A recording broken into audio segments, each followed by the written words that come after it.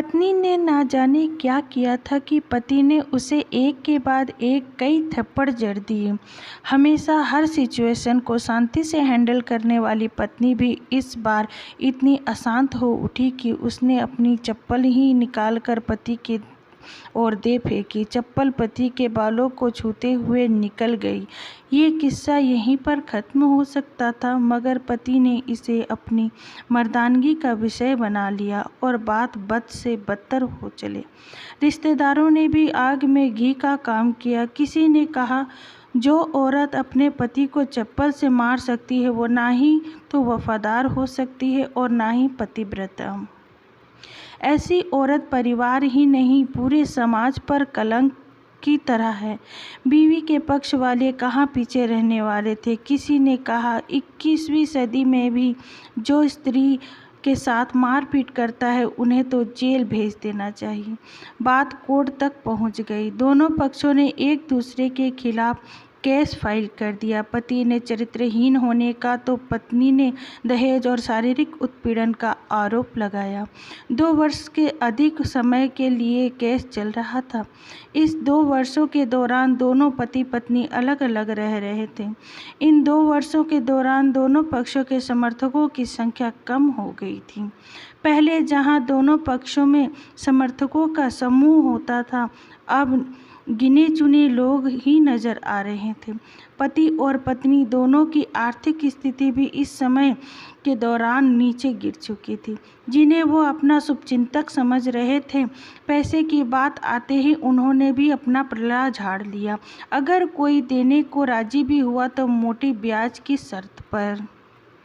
आखिरकार वही हुआ जो सब चाहते थे, डाइवोर्स, तलाक। हर कोई खुश था, दोनों पक्षों के रिश्तेदार, उनके माता पिता और दोनों के वकील। लेकिन 5 साल की सुखद शादी और एक सुंदर बेटी के बाद मिली इस डाइवोर्स से पत्नी मूक थी और पति शांत। इत्तेफाक इसलिए क्योंकि ज़्यादातर लोग जो एक दूसरे के विरोध पक्ष को सपोर्ट कर रहे थे वे एक दूसरे को अच्छे से जानते भी नहीं थे। पति पत्नी भी इन सभी से दूर एक दूसरे के सामने मेज पर बैठे। पत्नी ने पति से कहा, अब तो खुश हो ना, तुम्हारे मन की जो हुई है, मुबारक हो। तुम भी तो आज जीत गई हो, मुझसे तलाक तो तुम्हें भी मिल गया है, कॉन्ग्रेचुलेसन टू यू टू। पति ने कहा, तलाक को तुम जीत का प्रतीक समझते हो? पत्नी ने पूछा। थोड़ी देर की शांति के बाद पति ने कहा, मुझे तुम्हें 5 लाख रुपए अभी और हर महीने के 8,000 देने का आदेश है। अभी मेरे पास पैसे नहीं, इसलिए मैं हमारा मतलब मेरा जो सिटी में फ्लैट है उसे मैं तुम्हारे नाम कर दूंगा। पत्नी बोली, लेकिन उस फ्लैट की कीमत तो 18 लाख है। हाँ, लेकिन हमारी बेटी तुम्हारे साथ है और आगे जाके उसके खर्चे भी बढ़ेंगे, तुम्हें थोड़ी आसानी होगी। पति ने कहा, नहीं नहीं, मुझे सिर्फ 5 लाख ही देना और तुम हर महीने 8,000 तो दे ही रहने वाले हो ना, मैं मैनेज कर लूँगी।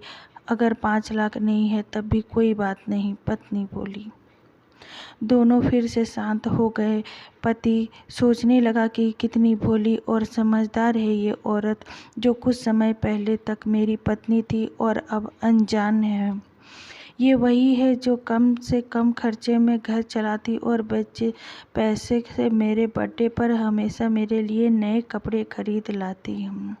मेरी ही मति मारी गई थी कि मैं ही अपनी झूठी मर्दानगी के चक्कर में इतनी बड़ी गलती कर बैठा। पत्नी के दिमाग में भी उथल पुथल मची थी। अभी भी वैसा का वैसा ही है। पहले भी खुद से ज़्यादा हमारे बारे में सोचता था और अब भी वही कर रहा है। ये वही आदमी है जो मुझे एक्सीडेंट से बचाने के लिए खुद मोटरसाइकिल के आगे कूद पड़ा था और अपनी उंगली तुड़वा बैठा था। पता नहीं कौन से मनुष्य घड़ी में मैंने झगड़ा कर बैठी। पति ने मौन तोड़ते हुए पूछा, अब तुम्हारे कमर का दर्द कैसा है? ज़्यादा तकलीफ तो नहीं होती? पत्नी हल्का सा मुस्कुराई और बोली, अभी भी होता है, अब तो पेट में क्रैप्स उठते हैं। वो तो होगा ही, तुम योगा या कसरत भी तो नहीं करती हो। अब किसी गायनोकोलॉजिस्ट को जरूर दिखा देना। पति ने कहा, तुम बताओ तुम्हारा अस्थमा कैसा है, अब क्या अब भी दौरे पड़ते हैं? पत्नी ने पूछा। हाँ पड़ते हैं, पहले से ज़्यादा, क्योंकि अक्सर इन्हेलर भूल जाया करता हूँ याद दिलाने के लिए, तुम जो नहीं हो अब।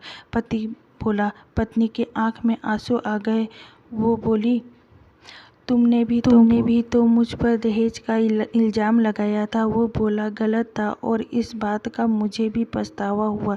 पत्नी ने कहा। पति कुछ कहना चाह रहा था लेकिन हिचकिचा रहा था। पत्नी ने पूछा, कुछ कहना चाहते हो?